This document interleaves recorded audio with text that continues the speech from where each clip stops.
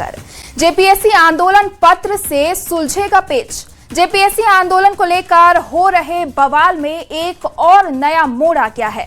कांग्रेस नेता राहुल गांधी ने मुख्यमंत्री हेमंत सोरेन को चिट्ठी लिखकर छात्रों के आंदोलन का समाधान जल्द निकालने की अपील की है। राहुल गांधी ने मुख्यमंत्री को छात्रों से खुद मिलने की नसीहत भी दे दी है। लेकिन राहुल की इस चिट्ठी के बाद बीजेपी ने सवालों की बौछार कर दी है। बीजेपी पूछ रही है, अगर राहुल गांधी को छात्रों की इतनी चिंता है तो वे खुद रांची क्यों नहीं आते? ये रिपोर्ट देखिए। जेपीएससी आंदोलन पर लेटर वार। राहुल की चिट्ठी से बढ़ा सियासी पारा। बड़ा सवाल, चिट्ठियों से सुलझेगा जेपीएससी विवाद। सीएम हेमंत मानेंगे राहुल की नसीहत। बीजेपी पूछ रही सवाल, लेटर से होगा समाधान।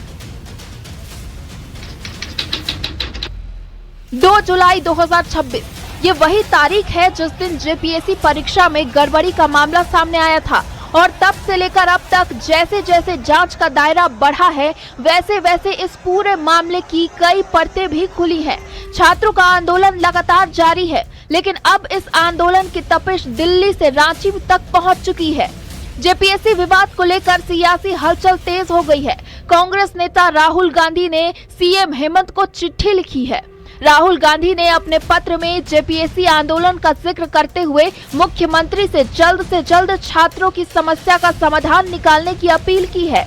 इतना ही नहीं, राहुल गांधी ने सीएम हेमंत को आंदोलनकारी छात्रों से खुद मुलाकात कर उनकी बात सुनने की नसीहत भी दी है।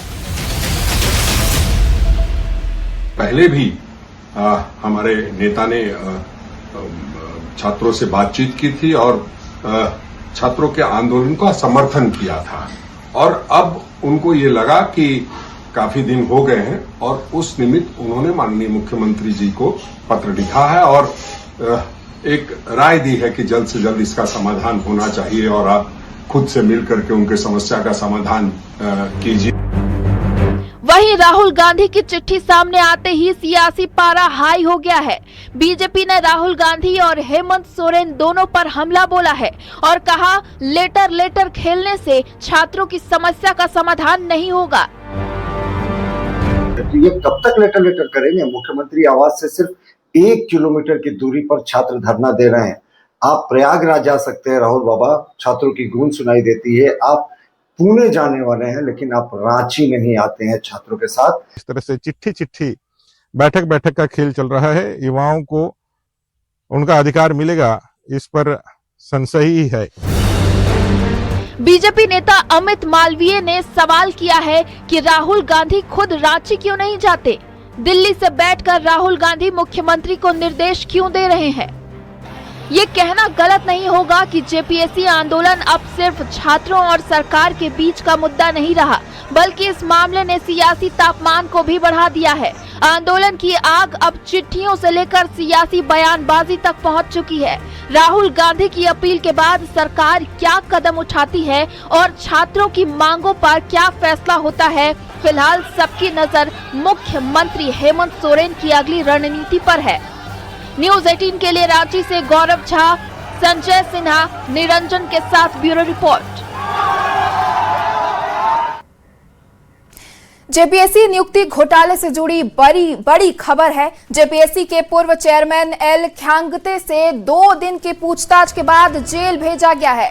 सीआईडी ने 15 अगस्त को उन्हें रिमांड पर लेकर पूछताछ शुरू की थी। पूछताछ के दौरान कई अहम जानकारियां सामने आने की बात कही जा रही है। अब सीआईडी पूर्व चेयरमैन एल ख्यांगते से पूछताछ में सामने आए बयानों का सत्यापन कर रही है। जांच में ये बात भी सामने आई है कि साक्षात्कार में अंक बढ़ाने के नाम पर अभ्यर्थियों से बड़ी रकम की मांग किए जाने का आरोप है। इसी मामले में राम की भूमिका भी संदिग्ध पाई गई थी। और जेपीएससी विवाद से जुड़ी बड़ी खबर आपको एक और बता देते हैं। सीआईडी की टीम ने ब्रज कुमार राम को हिरासत में लिया है। जेपीएससी की पूर्व सदस्य अजीता भट्टाचार्य के पीए हैं ब्रज कुमार राम से सीआईडी की टीम पूछताछ कर रही है।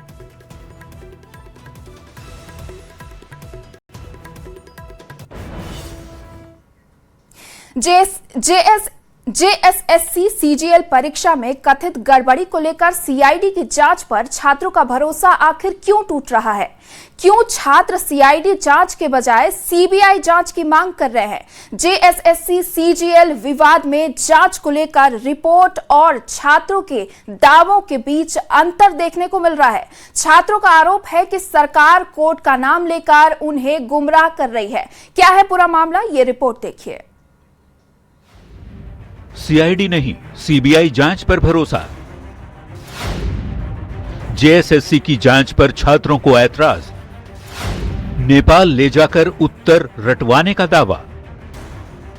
जेएसएससी सीजीएल परीक्षा लाखों अभ्यर्थियों के भविष्य से जुड़ी परीक्षा, लेकिन अब यही परीक्षा सवालों के घेरे में है। छात्रों का दावा है कि परीक्षा से पहले अभ्यर्थियों को कथित तौर पर प्रश्नों के उत्तर रटवा दिए गए और इसके लिए उन्हें नेपाल के बीरगंज तक ले जाया भी गया। छात्रों का आरोप है कि सीआईडी की जांच में भी इस पूरे घटनाक्रम से जुड़े तथ्य सामने आए हैं। उन्होंने क्या की कि सीआईडी टीम को बदल दी और सीआईडी टीम को बदलने के साथ साथ जब हाईकोर्ट में एफिडेविट देना होता है तो एफिडेविट में वो 120 क्वेश्चन के सभी एक्सेप्ट जो बच्चे ने किया है, जो सीआईडी के टीम के सामने जो उन्होंने एक्सेप्ट किया, वो बात को ना कह करके हाईकोर्ट में उन्होंने क्या बोल दिया कि फ्यू क्वेश्चंस।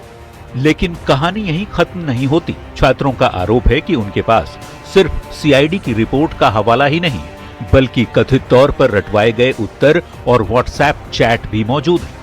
120 आंसर्स के बाद अगर आप बोल रहे हैं कि रैंडम गेस हो सकता है, भाई साहब, तो कौन रामानुजम पहुंचे थे जो ये 150 में 120 आंसर्स वो गेस कर रहे हैं? उसमें एक सेक्शन नहीं था सर, कंप्यूटर था, जीके था, मैथ्स था, रीजनिंग था।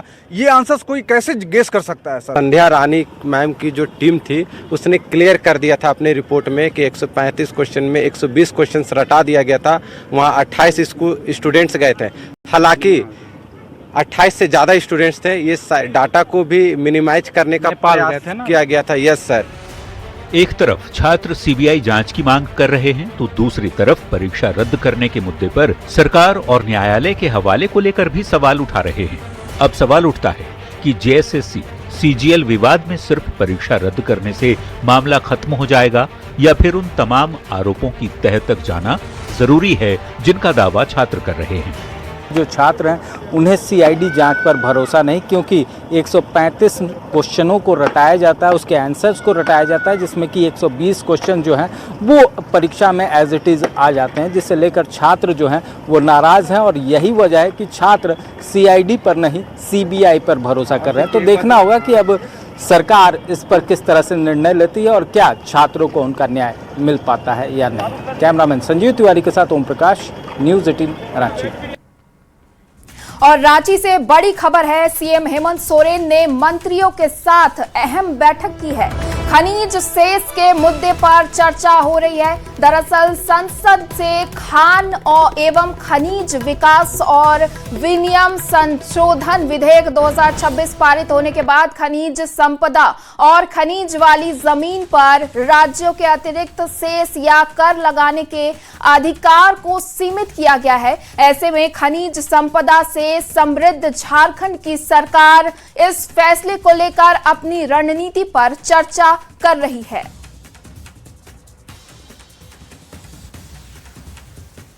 और देखिए खबर धनबाद से है, जहां केंदुआडीह थाना क्षेत्र के 5 नंबर राजपूत बस्ती मस्जिद के पास एक घर के नजदीक बागान में तेज आवाज के साथ गोफ बन गया। गोफ से लगातार गैस का रिसाव हो रहा है। घटना की सूचना मिलते ही बीसीसीएल की टीम मौके पर पहुंची और पूरे इलाके का निरीक्षण किया। सुरक्षा को देखते हुए आसपास के क्षेत्र में एहतियाती कदम उठाए जा रहे हैं। दरअसल करीब 5 महीने पहले भी केंदुआडीह थाना के पास मुख्य सड़क धंसने के बाद गोफ बना था और जहरीले गैस के रिसाव की घटना सामने आई थी। उस दौरान सड़क की बैरिकेडिंग कर बंद किया गया था और वैज्ञानिक जांच के साथ नाइट्रोजन गैस की फिलिंग भी की गई थी। सुरक्षित पुनर्वासित नहीं किया गया। हम लोग बीसीसीएल से और जिला प्रशासन से मांग करते हैं कि यहाँ के लोगों का मांग मानते हुए इनको सुरक्षित स्थान में पुनर्स्थापित किया जाए और वहाँ के रोजगार और भी जितना भी बुनियादी सुविधा इनको देने का काम करे और यहाँ का लोग को जान बचाने का काम करे। बड़ी खबर गुमला से है, जहां सदर थाना क्षेत्र में एक दादी ने अपने ही पोते पर टांगी से हमला कर दिया। बताया जा रहा है कि किसी घरेलू विवाद के दौरान दादी ने टांगी से अपने पोते पर हमला कर दिया। हमले में टांगी चेहरे पर लगने से 12 साल का पोता जीतू गंभीर रूप से घायल हो गया। घटना की सूचना पर परिजनों ने जीतू कुमार को सदर अस्पताल में भर्ती कराया, जहां उसकी गंभीर स्थिति को देखते हुए डॉक्टरों ने बेहतर इलाज के लिए रिम्स रांची रेफर कर दिया है। वहीं घटना के बाद उसके 3 छोटे भाई बहन दूसरे के घर में जाकर छिप गए हैं। बताया जाता है कि बच्चे के पिता मजदूरी करने रांची गए हैं। जीतू अपने दादी के साथ रहते थे। पुलिस मामले की छानबीन में जुटी हुई है। और रामगढ़ से बड़ी खबर आ रही है। कूजू के NH-33 पर बड़ा हादसा हो गया। बेकाबू होकर ट्रेलर पलट गया है। ट्रेलर में लदी छड़ सड़क पर बिखर गई है। घंटों लंबे जाम की स्थिति बन गई। रामगढ़ से हजारीबाग के बीच जाम में लोग फंस गए। कोरिया घाटी के पास की घटना बताई जा रही है। मौके पर पहुंची पुलिस जाम हटाने में जुटी हुई है। ये बड़ी खबर हम आपको रामगढ़ से बता रहे हैं।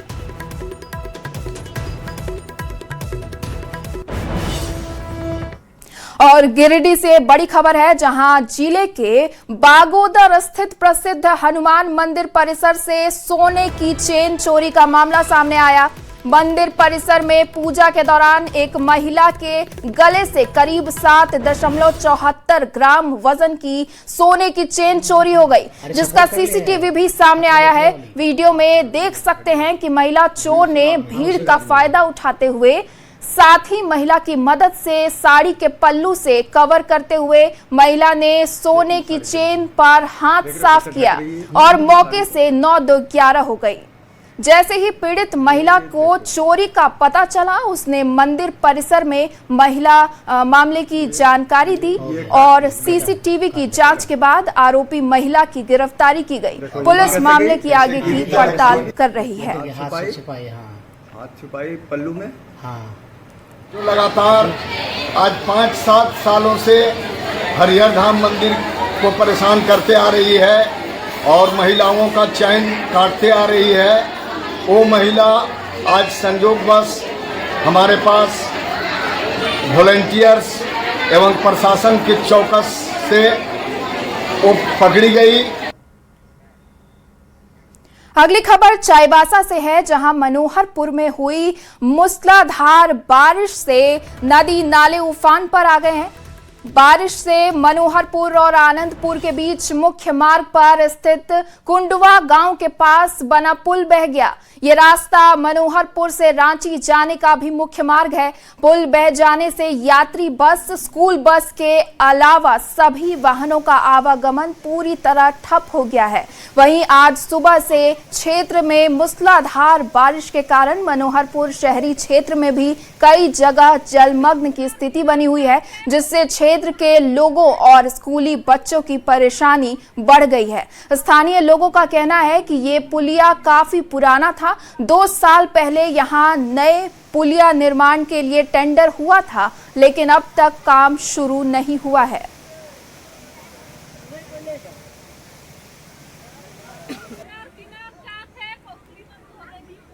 ये 40-50 साल पुराना ब्रिज थी और ये टेंडर आज से 2 साल पहले टेंडर हो चुकी थी, पर ये कॉन्ट्रैक्टर का लापरवाही का वजह से हमारे यहाँ का पुल का काम पूरा नहीं हो पाया, पुल का काम हो नहीं पाया और ये बह गया। अभी हमारे जो भी ये मुख्य सड़क से आने जाने के लिए बहुत ही ज़्यादा हमारे आम जनता को असुविधा होगी। यहाँ मरीज है, स्कूल है और सभी तरह का हम लोग आने आवागमन के लिए ये मेन रोड है। धनबाद के रणधीर वर्मा चौक पर भारतीय मजदूर संघ यानी बीएमएस की ओर से श्रमिकों की लंबे समय से लंबित मांगों और समस्याओं को लेकर जोरदार धरना प्रदर्शन किया गया। प्रदर्शन में आंगनबाड़ी सेविकाओं, एम्बुलेंस संघ समेत बड़ी संख्या में श्रमिक शामिल हुए। प्रदर्शनकारियों ने केंद्र सरकार से श्रमिक हित में कई मांगों को जल्द पूरा करने की मांग की है।